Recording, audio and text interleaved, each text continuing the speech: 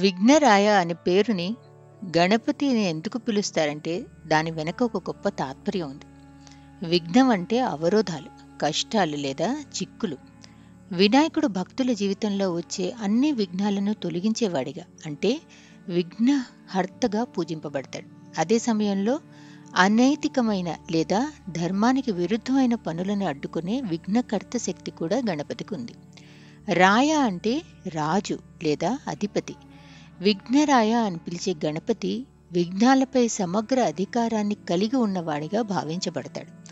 ఆయనకు ప్రార్థన చేస్తే భక్తులకు వచ్చే అవరోధాలు తొలగించి సాఫల్యం దిశలుగా నడిపిస్తాడని చెప్పి మన నమ్మకం.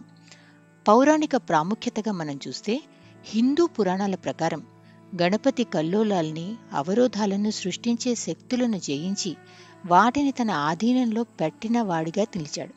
అందుకే శుభకార్యాల ప్రారంభంలో ఆయనని ఆరాధిస్తూ విఘ్నాలు లేకుండా కార్యక్రమాలు విజయవంతం కావాలని ప్రార్థిస్తారు. ఈరోజు మనం చూసే కథ విఘ్నరాయుడి యొక్క గొప్పదనాన్ని వివరించేది. ఇది గణేశుడు జ్ఞానదాయకుడిగా మరియు విఘ్నాల నివారణకర్తగా ఎందుకు పూజింపబడతాడన్నదే చెప్పే గొప్ప కథ.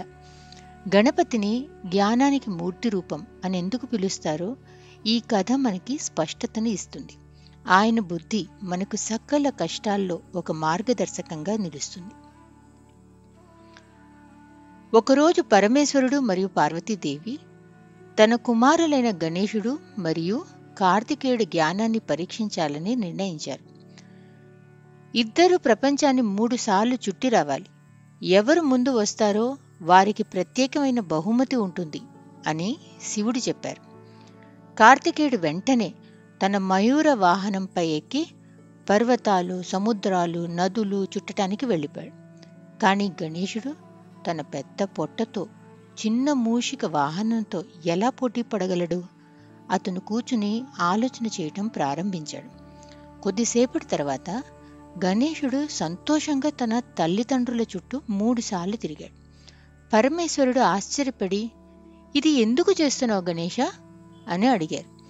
తల్లిదండ్రులు పిల్లల పట్ల, ప్రపంచమంతటి వారు కదా, మీ చుట్టూ తిరగటం వలన నేను ప్రపంచాన్ని చుట్టి వచ్చినట్లే కదా అని గణేశుడు చెప్పాడు. శివుడు, పార్వతీదేవి గణేశుడి జ్ఞానానికి మంత్రముగ్ధులయ్యారు. ఏదైనా శుభకార్యం ప్రారంభించడానికి ముందు నీకు పూజ చేయాలి అని గణేశుడిని ఆశీర్వాదం ఇచ్చారు.